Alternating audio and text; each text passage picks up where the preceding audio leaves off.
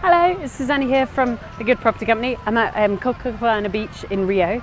I'm here, I've watched my coach Sonny lift in the Olympic Games, which was amazing.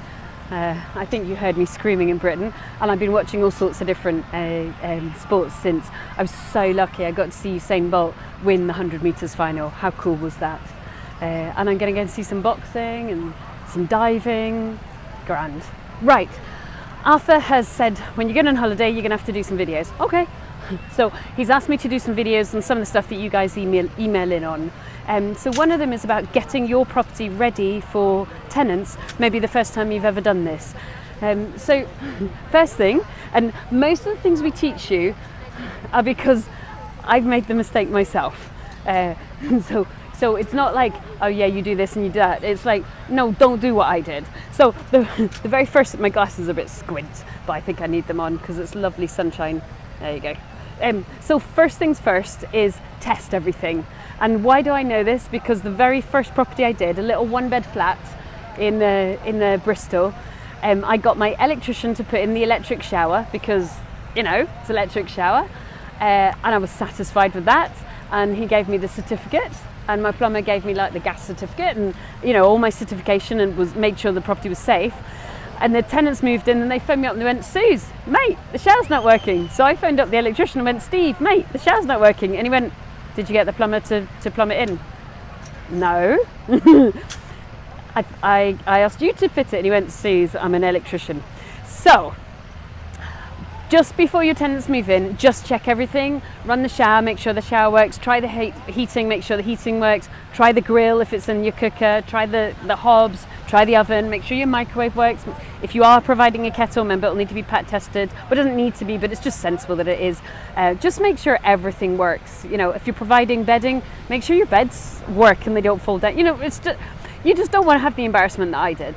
So number one is just do the practical tests. Number two is get insurance. We use a couple of different brokers and we're very happy with both of them. To start off with, if you're unsure about what kind of insurance, I'd probably suggest you do something like join the National Landlord Insurance Association and then see what insurance providers they suggest. And they tend to give good discounts as well. And you'll end up with good quality landlord insurance because of course they've checked them out.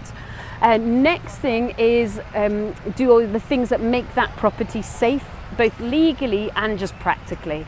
So if you're nervous, get a fire risk assessment done or download a form from the National Landlord Association, read all about it. Oh, something's happened, people are cheering. And then do a fire risk assessment. Identify, depending on what kind of property you've got, whether you're going to need things like fire extinguishers, smoke blankets and stuff like that. For all our shared houses, we've got fire extinguishers on every floor.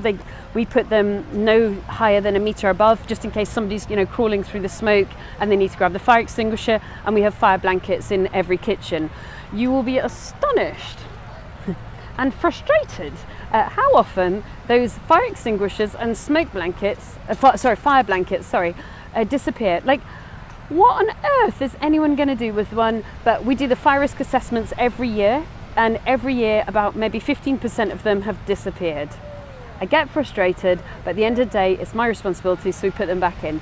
Do silly things and make sure your light bulbs work, because although technically it's the tenant's responsibility when they move in, do you know what? Every year I just check that all the light bulbs work, because in a fire, you want to make sure that lighting is working.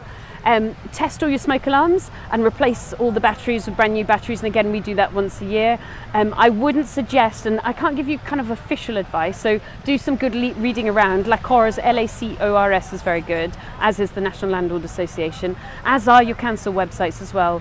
I personally would never have just a battery operated smoke alarm, because occasionally the tenants can nick those batteries for, I don't know, whatever else they need, and then you don't have any safety precaution. I always put in widen smoke alarms with battery backup.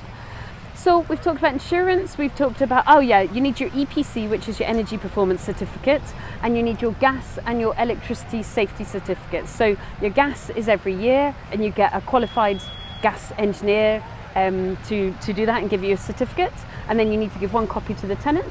And your electricity usually is every 5 years, but again your electrician will actually write down when it needs to be checked. And actually, just for kind of belt and braces, double check that your gas engineer is registered on, for example, GasSafe or whichever qualifying body he's used, and double check your electrician is registered as well to make sure that the certification they're giving you is correct.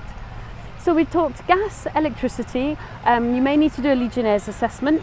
You don't have to do a fire risk assessment, but I quite like to.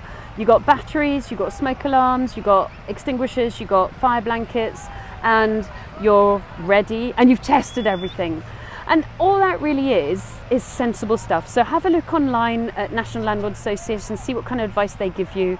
They've got some really fantastic videos, and hopefully you'll feel much more comfortable about the physical preparation of your tenants. Oh, do silly things. Well, they're not silly actually at all. Just make sure you've really insulated the loft. It doesn't matter whether they're paying the bills or you're paying the bills. You want them to be comfortable, you want them to be warm. So make sure the loft is insulated, especially if you're paying the bills, so that they're not going to use as much heating.